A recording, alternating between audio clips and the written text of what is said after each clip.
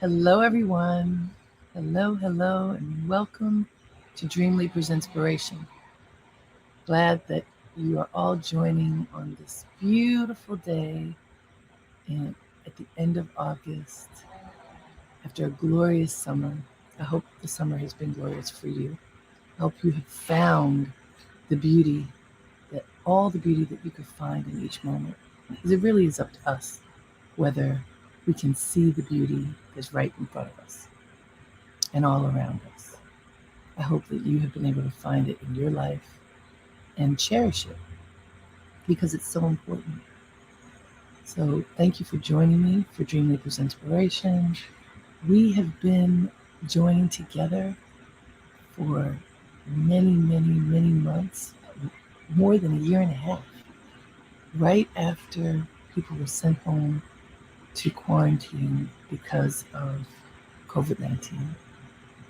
And I remember part of the reason why I decided to start this broadcast was I was feeling disconnected, and many people that I was talking to were also feeling disconnected from each other because what human beings need, we need to hug, we need to touch, we need to see and talk to each other. And one amazing thing that did occur with the marriage of technology and humanity, something all the time for many years, when humanity and technology work together, miracles happen. So the whole video conferencing technology, which we had had for many years, suddenly came to life during quarantine because of the way that we maybe be. In fact, we weren't supposed to be. No question about it. We should be better. We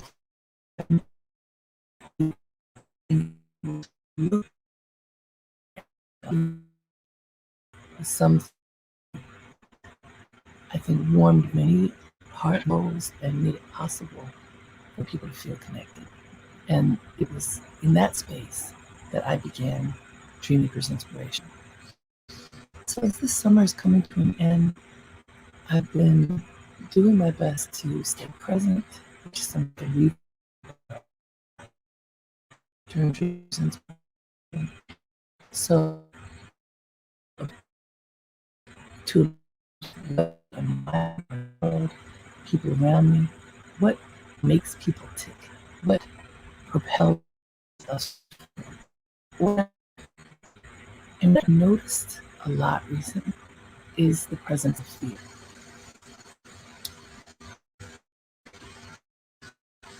In different ways, I have noticed that people who seem very strong and focused and clear sometimes get stuck because they're afraid of something. I've seen people who are weakened for whatever reasons, whether it's physical, mental, financial, spiritual, and from their weakened state, fear seems to manifest in a significant way. I've witnessed fear lead to violence and pain, and I've witnessed fear lead to lethargy and a turning inward in the most negative way. And so I thought it would be good for us to examine fear. Because when we acknowledge that fear is getting in the way of us being able to move forward and reach our goals, we need to do something about it. We cannot just allow fear to take over and become the master of our destiny, right? That's what we want to do is to connect to our heart, to the core of who we are, to that place that connects us to God, and move from that point because that's where the clarity resides. Fear makes for cloudy vision. Fear can paralyze us. And today, I want us to explore how we can make sure that it doesn't happen. Don't let fear paralyze you. That's what I want to talk about today. I was earlier this morning at the beach. I had the privilege for much of the summer to be in this beautiful community in Sag Harbor Hills in Hamptons. And most days I walk across the street and just stand on the beach and look. And my husband, who's a photographer, every single day is out photographing birds and wildlife. Every morning, as the day awakens, he is there documenting what he sees. And I was out there with him this morning and I saw all kinds of birds flying in different formations and moving at different speeds, different capabilities in terms of their wingspan. I mean, looking at the birds through my husband's eyes is an incredible experience. And at one point, we saw 3 tiny little birds high up in the sky. 2 were moving at the same pace, and one was flapping its wings like crazy. Like it looked like it was trying to catch up. It looked like it was afraid it might fall out of the sky. I mean, it was the motion was erratic, and every other bird I looked at, a flow and a glide. And the different birds moved at their own pace, and with depending upon how their bodies, not even the types of wings they had, the movement was different for each of them. So that's important too, because as we think of these birds like ourselves, we're all different. My pace and your pace shouldn't be the same, because my pace is mine, your pace is yours. But as we noticed all these different birds, this one particular small bird was in, I thought maybe it was a family, but who knows? There were 2 out in front and 1 behind, and it was flapping hard, attempting to catch up, is what it looked like from my vantage. And what registered for me was fear. The only other time I recall seeing what I would call fear in a bird is when I've seen a bird who can't fly, who's been injured, and who is feeling vulnerable. And on occasion, I've seen birds like that. This was a bird in flight. And as I watched that, I thought, wow, is it going to make it? Is it going to catch up? Is it going to get to its destination? Is it going to fall out of the sky? What's going to happen? And we watched and just sat peacefully and watched. It didn't fall out of the sky. It stayed at a distance from the 2 ahead of it. It stayed in the sky and it stayed moving in the direction where it was headed. And that moment was very powerful for me in recognizing how, again, I'm putting my thoughts on this bird, but I'm recognizing how even in midair, when it seemed like this bird couldn't make it, it kept on going. It pushed through. It was not paralyzed by fear. It did not fall out of the sky. A bad thing didn't happen. The good thing that happened was perseverance. And I want to share that because I wonder, what do you do when you're feeling like panic, when you're feeling afraid, when you're feeling like there's something before you that is bigger than you that you don't think you can handle? What do? I had a very dear friend who passed some years ago. We were close for 30 years, very dear friend. And there was something that she did that she would tell me because we shared our vulnerabilities. What she would do when she was feeling afraid and unsure, what she said, I'm going to take to my bed. Literally. When she was feeling afraid, she was not conquering fear in that moment. She got in her bed, she told me, pulled the covers up over her head and took a nap. And I always knew when I needed to coax her out of that space when she was telling this to me too frequently. If I heard I'm going to take to my bed as a cadence, then I would step and say, come on, let's do something. Let's talk. Let's go somewhere. Let's do something to break the cadence. What do you do when you're afraid? What do you do when you're feeling panicked? Think about it right now. What do? If you really consider what you honestly do when you feel afraid, what would that be? Some people start pointing their fingers. They start blaming other people.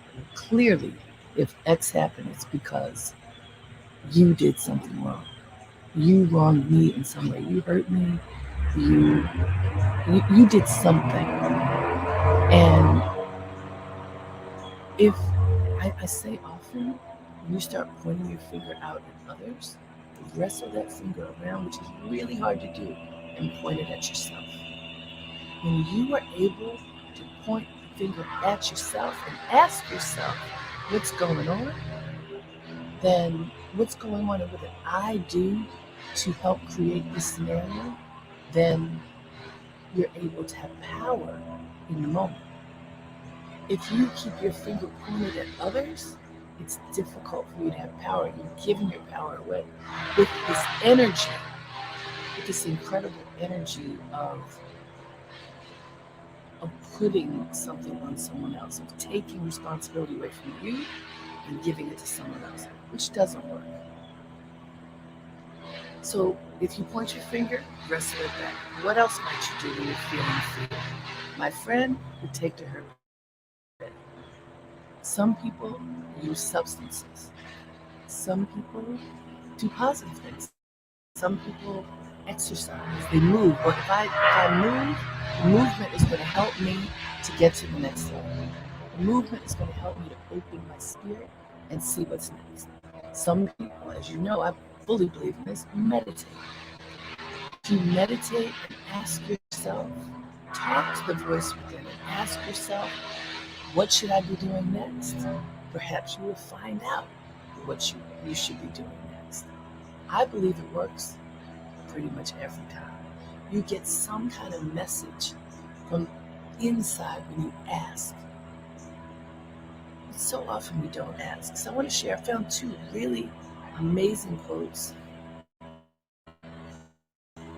that I want us to ponder. Here's one from the incredible artist Vincent van Gogh. It says, what would life be if we had no courage to attempt anything? What would life be if we had no courage to attempt anything? Think about that. If you had no courage to attempt anything, if you were just totally stuck, paralyzed, fearless, the opposite of fearlessness, full of fear, consumed by fear, zero courage, what would happen? And quite frankly, I've seen people in this state, whether it's fear or depression, sadness, extreme sadness. Just move on in a healthy way. Yes, that's a great piece of advice. Anybody who's joined us, you can write in the chat box, what do you do? What do you do when you feel fear? I'd love to learn what you do when you feel fear. Because we can help each other in sharing what we do, and we can support each other through this. You know, one of the things that I talk about a lot is creating a community of people who will tell you the truth the way that you can receive it. And, connection is broken. Yeah. Let me see if I can speak up. I'm outside, and instead of emergency vehicles, there's building going on. And sometimes that's loud, and I thought, would I do the broadcast because I knew that this might happen and I wanted to do it anyway, so work with me. I hope sitting closer helps. Yvette says what she does is to breathe deeply. When you are afraid, you know what happens? One of the things that happens for most people is that they hold their breath. They hold their breath because fear somehow paralyzes even your capability to breathe. And so, yes, Yvette, when you recognize, because it's only in the moment of awareness, when you recognize that you are afraid and you recognize that you are holding your breath, then take a deep breath in. Allow the goodness to fill your spirit. As you exhale, let the fear dissipate and continue that deep breathing until your soul stirs in a good way. It stirs in a way to tell you, you don't have to be stuck here. Vincent van Gogh asked the question that it's a really scary question. What would life be if we had no courage to attempt anything? Think about that. That's an amazing and scary thought, quite frankly. And isn't fear scariness? If you have no courage to do anything at all, no courage to do anything, what happens? And so we can think about this and recognize that we don't ever want to be in that place. And in order to not be in that place, we have to take action. If you don't take action, you stay stuck. It's just human nature. So there's another quote, because I didn't want to stay with that quote, because that quote is difficult to hold on to. So here's another one from Zig Ziglar.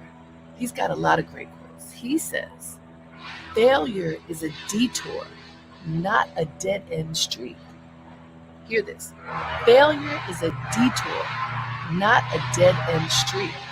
So what does that mean? If you fail at something, because we often have fear, fear can consume us when something bad happens, when we thought we were going to do great at something and the door closed, the door slammed, we got fired from a job, a relationship ended, a health situation knocked us down, family challenge just completely knocked us off of our seats. Whatever it is, whatever we experience as failure, for it to not be a dead-end street, to not be the end, but to be a moment, and instead of getting stuck, getting paralyzed in that moment, that we can move on, imagine. Now, let's see. Glenda says, that's what I said to the people here in New Mexico that are paralyzed at the wrongs happening and the robbery. Would you rather die in the woods because you stood up or because you didn't? They're in fear. Let's see. What I want to say is staying at the dead-end street. When you make that turn, because remember we talk about the path we're walking a lot, and you don't always know what's up ahead. If you make a turn and it's a dead-end street, you can turn back around and walk out, can't you? Until the day that you stop taking a breath, you can turn around and walk back out. It is your choice. It may take a tremendous amount of courage, but you have the ability to do it. So don't get stuck in what Vincent van Gogh said. Like imagining when you do not have the courage to do anything. Don't get stuck in that space. Instead, think of failure as a detour. Okay, I got to go this way. I may have to turn back around and come out, but failure does not have to be a dead-end street. I love that notion because we are all on a path. We're all on our own journey, in life. And whatever that journey is, we need to recognize that we have agency. And if you embrace the agency that you have and drum up the courage to move forward, then great things can happen. Oh, the competition right now with the outdoor sounds is amazing. I'm sure you hear that. Uh, I want to say that even though it's loud, I want to stick with you for a few more minutes. So let's do our best. I hope you can hear me. When challenges come our way, what can we do? I don't believe in giving up. Maybe we have to take a detour, just like Zig Ziglar said. Maybe we can't stay down the exact path that we were on because there's too much brush in the way. There's a cliff on the other side. There's something that is telling us, we can't stay here. Maybe that will happen. But that doesn't mean that we get stuck. That doesn't mean we allow ourselves to be paralyzed. It means we must drum up the courage to get ourselves to propel our physical bodies and our emotional bodies, spiritual bodies forward. Because sometimes people go through the motions. They're walking, they're moving, even back to people who run and move when they're working to overcome some obstacle. But if you don't bring your spirit along, it's just your body moving forward. Some people are stuck in the past. I've recently talked to people stuck in the past, unable to move their mind and spirit forward, even though they're physically moving forward. We don't want to live like that. We want the union of mind, body, and spirit to move forward together. How do we do that? We do it by meditating. We do it by making a conscious intention as to how we want to move forward and what we're going to do. We plan our day so that we're following whatever that conscious intention is. And when we fall down, we pick ourselves back up. When we get our feelings hurt, we go to our community of people who love us and ask for support. We do not allow ourselves to stay stuck. Not easy, but definitely possible. And during this period of quarantine, which has been so long, and in my world, it's not over. We're still not engaging too many people, being very careful about who we're with, even as we're out and about a little bit more, which means sometimes you're not communicating with people as much as you might have, right? If you feel isolated because of this, and I know there are people who do, you may not feel like you have that community that you so desperately need. That means it's time to create community. Maybe the people who used to be your community are no longer those people. That means you need to create a new embodiment of community for yourself. If you do that, then you can feel that human-to-human connection, even if it is still using the wonders of technology. If you don't create any community for yourself, it can feel incredibly isolating and paralyzing. So I want to say to all of you, if you feel alone, find a way to connect to someone. Not through desperation, that is a repellent. Not through desperation, but through engagement, through interest, through light. Find a way to engage people in a positive way, because that helps you to move. That helps you to disrobe the paralysis that might be in your spirit or even in your body. And when you do that, you can bring your whole self forward. So Zig Ziglar says, failure is a detour, not a dead-end street. Explore that. If you recognize bad things happen, really bad things happen, devastating things happen, so that we can feel like this blow was so incredible, I don't know how I'm going to live. I don't know how I'm going to move forward. That's here in your mind and in your spirit sometimes. If you are able to tell yourself, this is a moment, this is not forever, then it is possible to savor each of those moments. I've talked to several people in the past few weeks who are battling chronic illness and potentially terminal illness. And I've observed how they are living. One person is convinced that he is going to enjoy his life and have a joie de vivre, even if he lives just another day, week, month, year. Another is depressed. Another has shut down and won't talk. And those of us who love these people are saying, you don't even have to fail in this. Enjoy this moment. Every day that we breathe, we are alive. We have the capability of enjoying whatever beauty is around us. There's always beauty around us.